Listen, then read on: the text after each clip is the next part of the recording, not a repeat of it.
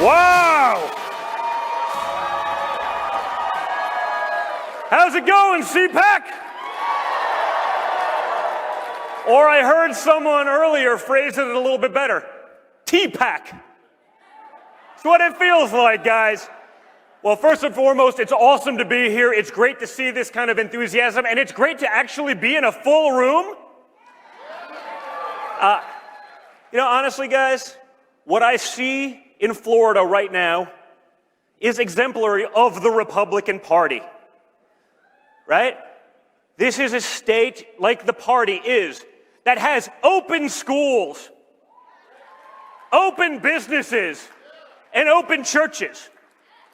What we've seen in some of the more left-leaning states is exactly the opposite. The only thing that they have open is open borders. And it doesn't work, guys. In the first 30 days of Joe Biden's presidency, all of the things that I said would come true in the book Liberal Privilege that I wrote last summer are happening. We listened to months of media telling us that Joe Biden, he's a moderate, don't worry. He's not going to end energy. He's not going to end pipelines, which is partially correct. He's not going to end Russian pipelines.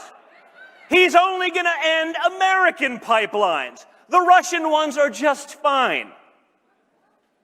They're going to cave to China. No, that was never going to happen. Of course it happened.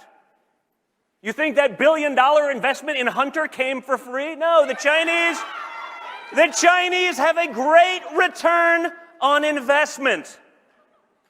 But guys, more importantly, who would have thought that within 33 days we'd be bombing the Middle East again?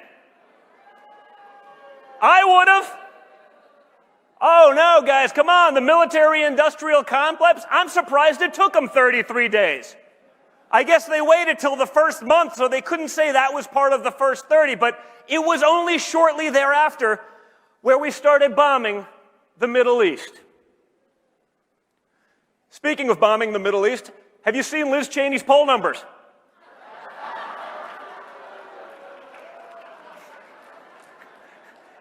No, listen, the one thing I'll say for Liz Cheney is I'm sure she has a lot of bipartisan support, because if there's one thing that she and Joe Biden definitely want to do, it's bomb the Middle East. Everything else is a disaster. Everything else is just rhino policies, the kinds of policies that put the Republican Party in a position where they needed a Donald Trump. No, seriously. Liz Cheney and her politics are only slightly less popular than her father is at a quail hunt. What? Fact checkers, please have at it.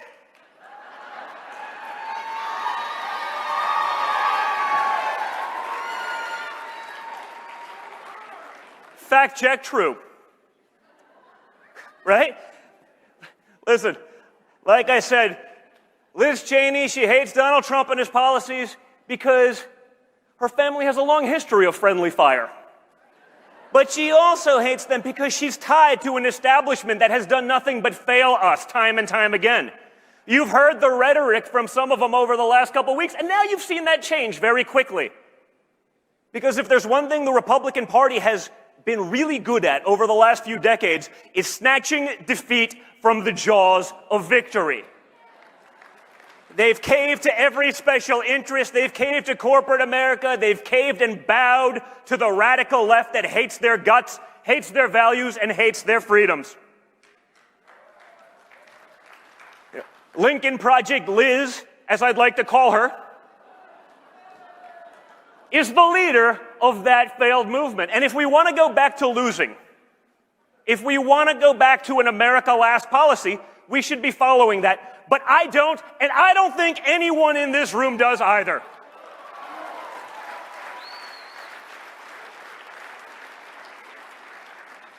So, you know what, guys? The first 30 days has been a disaster. The lies the media told you wouldn't happen are all happening. But hey, at least they have a diverse cabinet. right?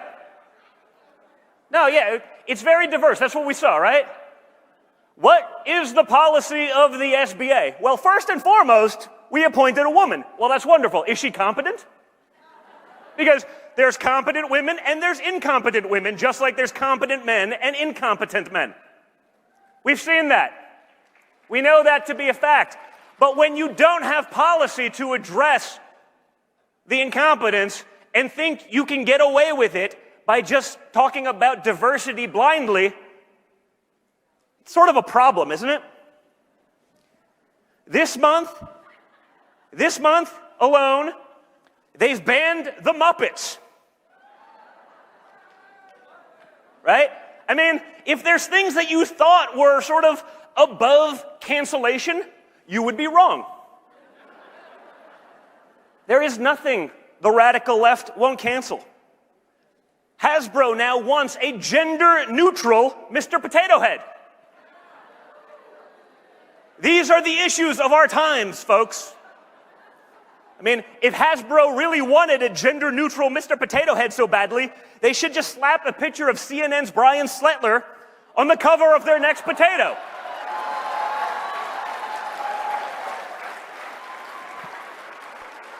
What? They don't call him Mr. Potato Head for nothing. I mean, you know, we might as well get something out of the branding. But guys, we can talk about all of these things. We can talk about the liberal hypocrisy, liberal privilege. Just look at how magically, in 33 days, children in cages turned into migrant shelters for children.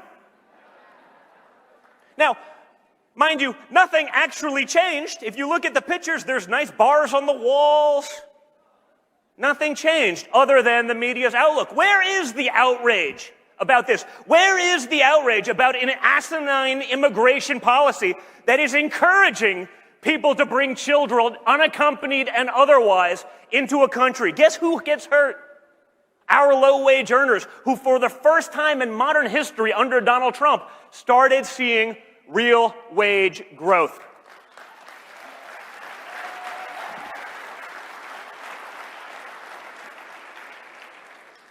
We see it time and time again.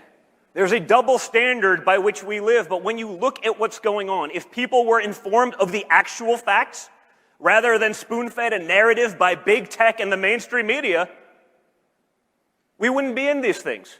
There was a poll that came out just this week that said 1 in 6 people would not have voted for Biden had they known about the Hunter Biden scandal. Yeah, where is Hunter? Guys, I'm sure he's making billions in China right now. Don't worry. Don't worry.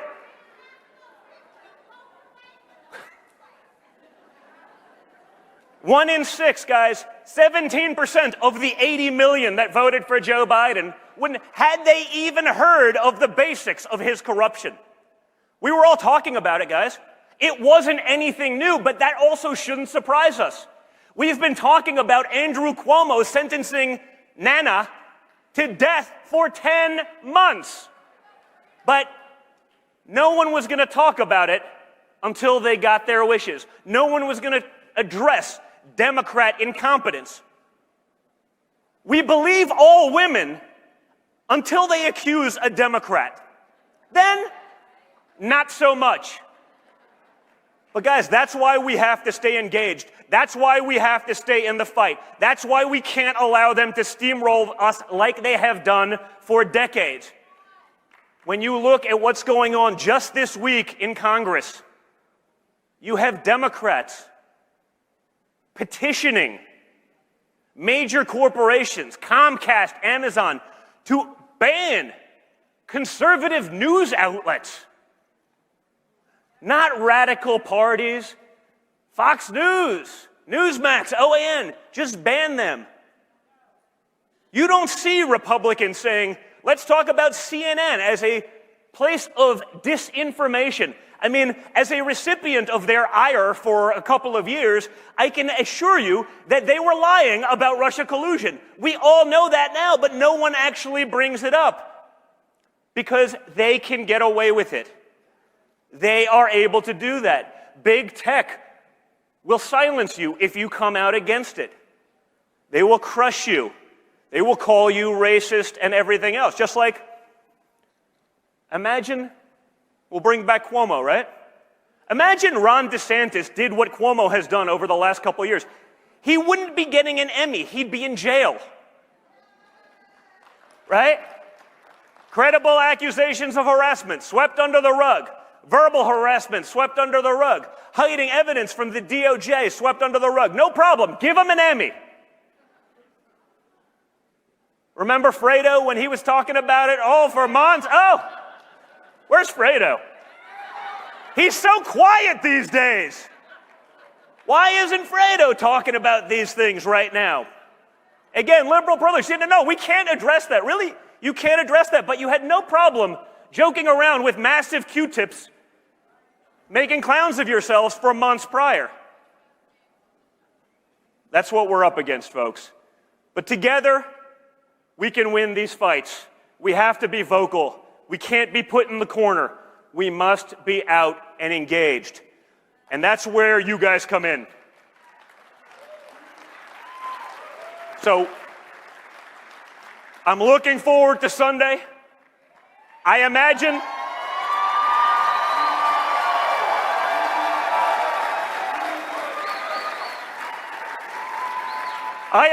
it will not be what we call a low-energy speech. And I assure you that it will solidify Donald Trump and all of your feelings about the MAGA movement as the future of the Republican Party. So thank you, CPAC. Thank you for being here. Thank you for the love. You guys are the best.